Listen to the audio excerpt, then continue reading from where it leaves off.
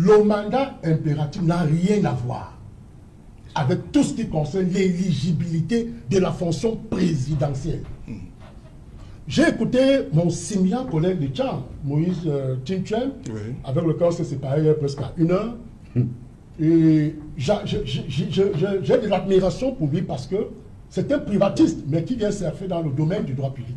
Pour ça, il faut lui en reconnaître gré de cette compétence. Mais je dis ceci. L'article 15 qui parle du mandat impératif reste dans la logique de la protection, d'une double protection de l'élu, c'est-à-dire l'élu lui-même et le mandat qu'il exerce.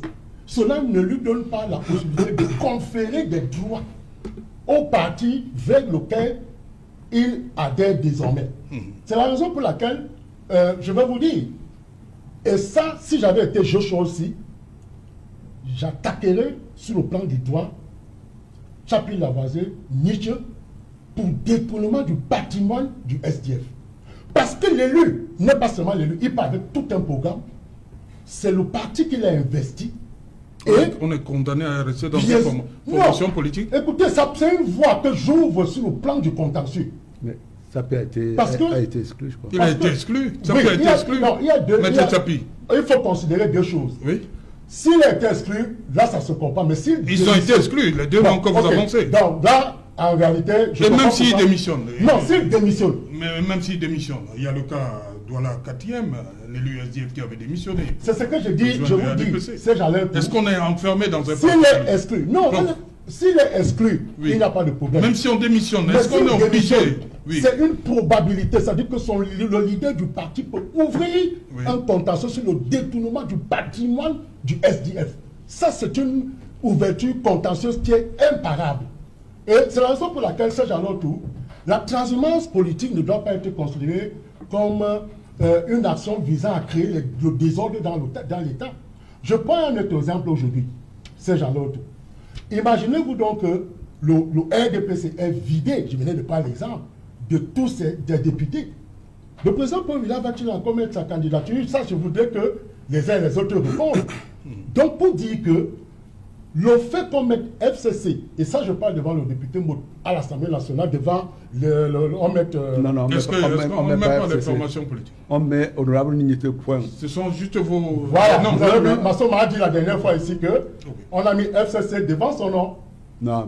C'est le nom, sur les chevalets. Oui, même sur les chevalets, c'est une défaillance du Parlement si on fait une telle chose.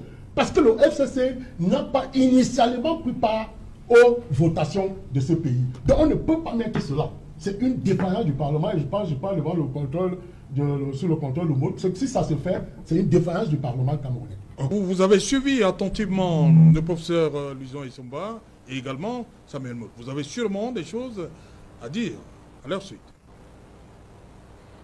Oui, absolument. Merci beaucoup.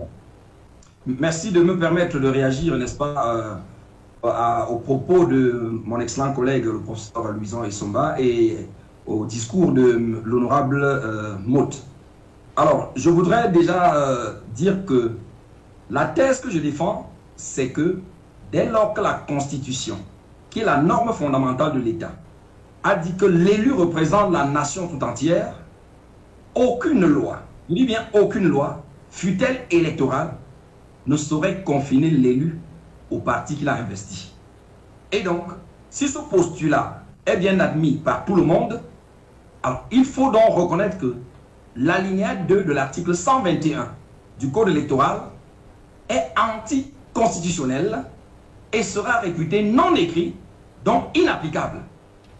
Et je dis le moyen par lequel on y parviendra, c'est bien de soulever une question préalable devant le Conseil constitutionnel pour les partis dont les candidatures,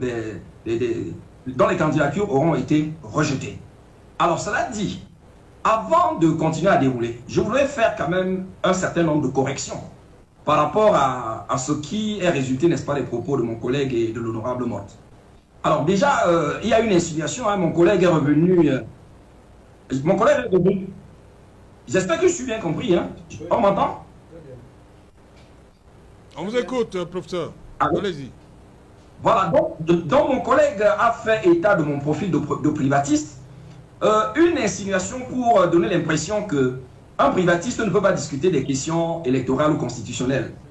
Alors, je voudrais peut-être faire savoir, je voudrais peut-être inviter ceux qui nous écoutent à aller enquêter sur le profil des avocats qui plaident devant le Conseil d'État français ou alors de ceux qui plaident à la Cour constitutionnelle du Bénin. Il s'agit essentiellement des privatistes et on sait que devant ces instances-là, c'est bien des questions constitutionnelles, des questions de droit public qui sont discutées. Or, je suis professeur agrégé de droit privé et je dis mon profil de juriste me donne quand même une aptitude au-delà, au-dessus de la plupart des avocats, n'est-ce pas, dont beaucoup sont arrêtés au niveau de licence et de la maîtrise. Donc vraiment, ce discours qui tente à faire croire que les privatistes ne peuvent pas discuter des questions constitutionnelles, vraiment, il faut le taire. Surtout que les bases de la discussion ne sont pas extérieures à des cours de première année de droit. Ça veut dire qu'un étudiant de première année de droit qui a fait le droit constitutionnel ou bien l'introduction générale au droit, mais peut bien discuter de ces questions. Puisque les bases qui permettent de le discuter, c'est la question de la hiérarchie des normes juridiques, c'est la question du contrôle de constitutionnalité. Ça, c'est la première mise au point. La deuxième mise au point, c'est la confusion que mon collègue entretient dans son propos, je crois que les uns vont l'écouter, entre le mandat représentatif et le mandat impératif. Régulièrement, il définit, il parle du mandat impératif, alors que l'option pour laquelle le Cameroun a opté, c'est le mandat représentatif. Parce que lorsque l'article 15 alinéa 3 dit que tout mandat impératif est nul, en fait, ça veut dire que le constituant camerounais rejette le mandat impératif et opte plutôt pour le mandat représentatif. Troisième mise au point. Alors, le professeur Louison Isomba a dit tout à l'heure que s'il était M. Joshua aussi, il poursuivrait le MRC pour une escroquerie politique. Alors, je tiens à rappeler que tous les élus, tous les transfuges du SDF qui ont été reçus par le MRC à Bafoussam sont des ex-militants du SDF qui ont été exclus. Il faut bien que ce soit noté. Qui ont bien été exclus. Alors, ça veut dire que vous estimez que des élus qui ont été exclus du parti qui les avait investis devraient donc continuer à errer comme ça, là, n'est-ce pas, sans pouvoir atterrir quelque part. Non, vraiment, ce propos, il faut le corriger. Maître Tsapi et ses amis n'ont pas démissionné du SDF, ils en ont été exclus. Alors, ces mises au point faites, après avoir suivi mon collègue et l'honorable Mott, ils ressortent de leur propos que la base de leur argumentaire réside dans l'article 3 de la Constitution. Et je dis, cet article 3, il faut bien que nos auditeurs comprennent de quoi, puissent bien le situer. Alors, cet article 3 n'est pas un article isolé.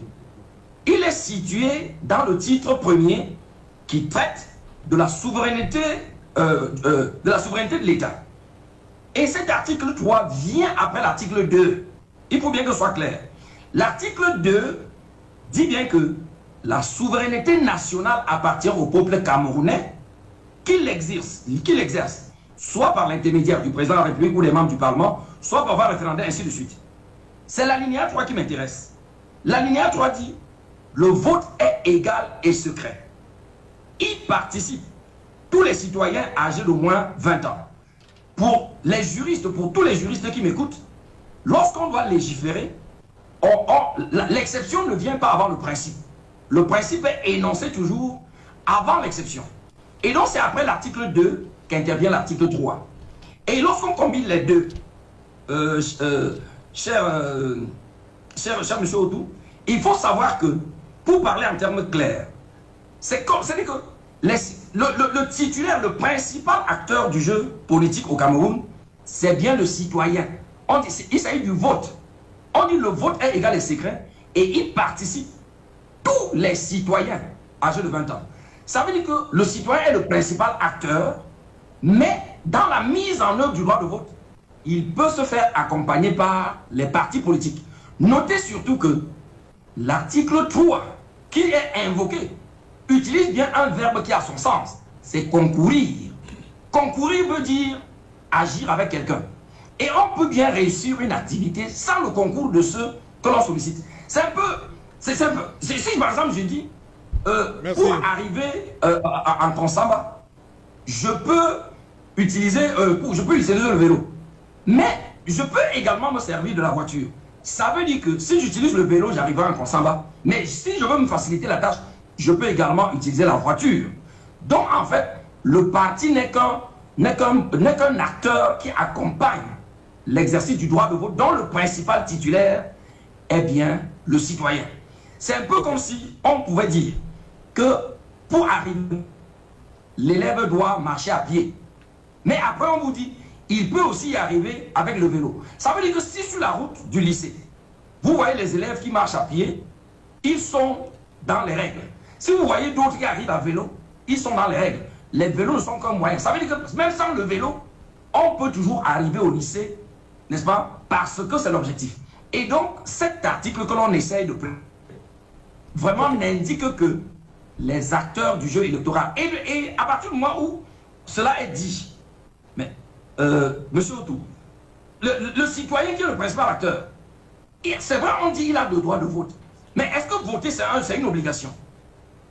Celui qui n'a pas voté en 2020, au nom de quoi est-ce qu'on va le priver du droit de vote pendant la présidentielle 2025? C'est de ça qu'il s'agit. Okay. Ça veut dire que parmi les acteurs du jeu électoral, c'est d'abord les citoyens, mais peuvent aussi intervenir. Ce n'est qu'une probabilité, ce n'est pas une obligation. Oui, je voudrais très rapidement évacuer pour dire au professeur agrégé titulaire que quand je dis qu'il est privatiste, ce n'est pas pour dévaloriser ses compétences. Au contraire, j'ai relevé qu'il fait bien de venir entrer dans le champ publiciste. C'est une très bonne chose. Maintenant, être représenté veut simplement dire que figurer, être présent à. C'est la raison pour laquelle le législateur utilise représenter en termes de figurer, en termes d'être présent à une instance politique délibérante. Oui, je veux qu'on reste sur... Le MRC a boycotté l'élection. L'UPC n'a pas pu participer pour les raisons que tout le monde sait. Est-ce que l'article 3, pourquoi il doit s'appliquer? Parce que l'UPC a bénéficié de la nomination. Oui. Bien sûr. C'est différent? C'est différent. Est-ce que l'UPC a participé à l'expression du suffrage? Écoutez, Serge Alain Otto. Oui. On dit les partis et formations politiques concourent à l'expression du suffrage. Oui. Est-ce que ça a été le cas pour l'UPC en 2020? Non, pas du tout, mais dans l'esprit de notre Constitution, en vertu de nos textes, on dit, pour être sénateur, il y a deux voies. La voie de la nomination et la voie de l'élection. Maintenant que tous sont dans le panier du Sénat, on ne fait plus la distinction entre celui qui est venu par nomination ou celui qui est venu par élection. C'est la raison pour laquelle l'UPC bénéficie donc de ce privilège qui est prévu par notre Constitution. Alors, il faut relever une chose. Oui, il faut relever une chose. Les partis politiques concourent à c'est j'allais tout. Je l'ai évoqué en début de cette émission. Toutes les investitures des élus de manière générale reposent sur les partis politiques. C'est ce que dit la Constitution. Les partis politiques. Parti politique. Il faut être investi par un parti politique. Voilà. Donc, c'est Jean-Claude, moi je voudrais qu'on revienne sur le débat.